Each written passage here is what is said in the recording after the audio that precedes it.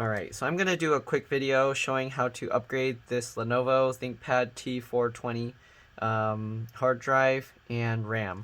Okay, so I already upgraded these, but I just wanted to show a video so that way you can see how to do it. You don't need to take out the battery, so if you want, you can leave this battery in. For the hard drive and SSD and the RAM, all you need to do is make sure that you shut down the computer completely. Okay, I'll also show this. So the CD drive, if you want to change the CD drive, there's this little lock mechanism. You push that into the unlock, and then you slide this one out while you're holding it in the unlock position. Once you do that, you can actually pull the CD drive out. This should slide all the way out. I don't know why it's stuck. Guess is that all it goes? Yeah, for some reason it's stuck. It shouldn't be stuck like that. Maybe it wants me to take the battery out. Let's see if that helps. But okay, let's take the battery out. Sorry, I'm doing it off view because I need to hide the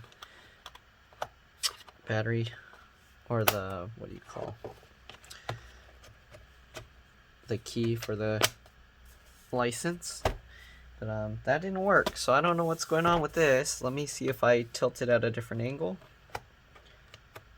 Yeah, I don't know why it's stuck. This should slide all the way out.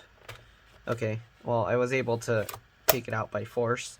So just do that, and then try and grab the metal part of the CD drive. You don't want to pull on the tray part, but if you wanted to use the tray, let me see if I can eject that.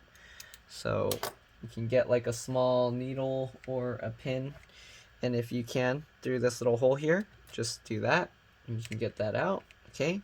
And then you can slide this, and then if you have the CD drive all the way out, you can kind of pull on these metal rails, and that should allow you to pull it out. But yeah, if you want, you should avoid pulling the tray if you can, and then try and just pull on this piece. Okay, so you can remove the CD drive.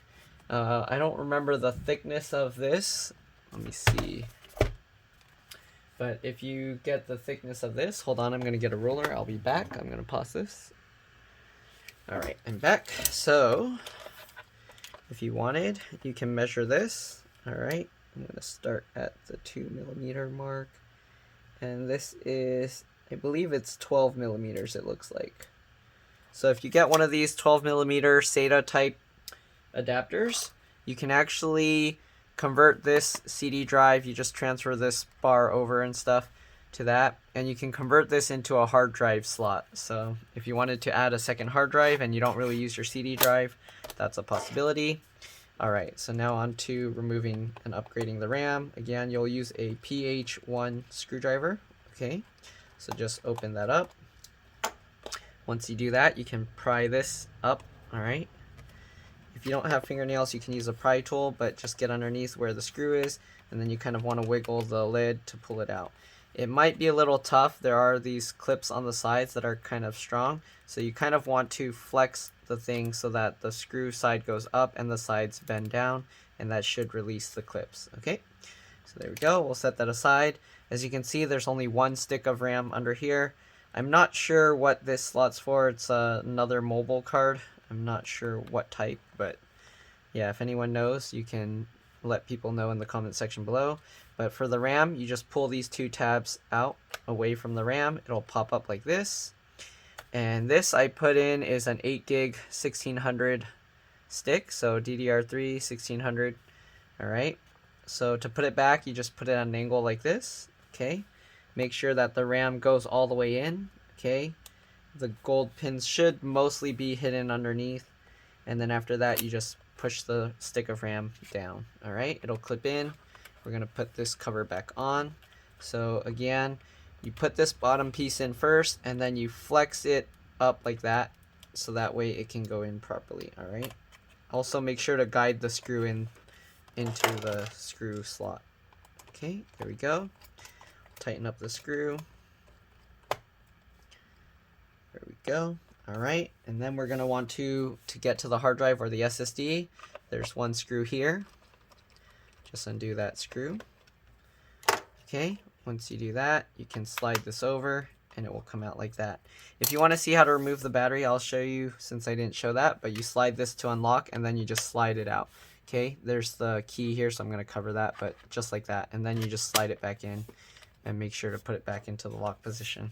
All right, anyways, once you remove the cover for the hard drive, then on the side here, you can see there's this plastic tab. So just pull that plastic tab out. You can use tweezers or a needle or your fingernails or whatever. You can use a screwdriver. Just get it under there, pull that little tab out. All right, and then you just pull this tab away. Once you do that, you can take these little rubber pieces off, just slide them off. They just come off sideways like that. There's 4 screws holding the SSD or hard drive in place, and then you can just take those screws out, put the new hard drive or SSD in, put the 4 screws back in, and then make sure to put these rubber covers back on. There's no right side up or left or right, so it doesn't matter as long as you just put them on the sides like this, okay? And then once you do that, make sure this tab is folded underneath, and then just slide the hard drive in, okay? Just like this, and then push it in place. All right, to put this back, it can be a little tricky. You do have to get this side away from the screw in first. So you put it like that, and then you swing it over, all right? And you kind of want to make sure it catches. Sometimes it comes back out, so make sure to keep that side in place, and then swing that over, just like that, all right? And then put the screw back in. Oh, I forgot to show the other stick of RAM. So there are 2 slots for this, but one is hidden under the keyboard. So to do that, you do have to leave this cover off. Sorry. All right, let's take that back out. And then there's 1 screw here holding the keyboard in place, so you want to remove that. All right, this is quite a long screw. It goes all the way down into the keyboard, so get that aside. All right. Customer's calling, but I'm going to ignore it for now because I need to finish this. Okay, so once you get that screw out, flip the computer back over, open up the screen. Once you got the screen open, you need to slide the keyboard towards the back. Just push it down like this, so it's okay if you push the keys down, and then slide it into there.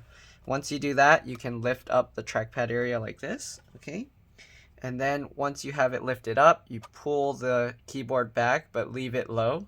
And be careful because there's a cable attached to the keyboard, and there's not really much wiggle room here. So as you can see, when you pull the keyboard forward, you can see this.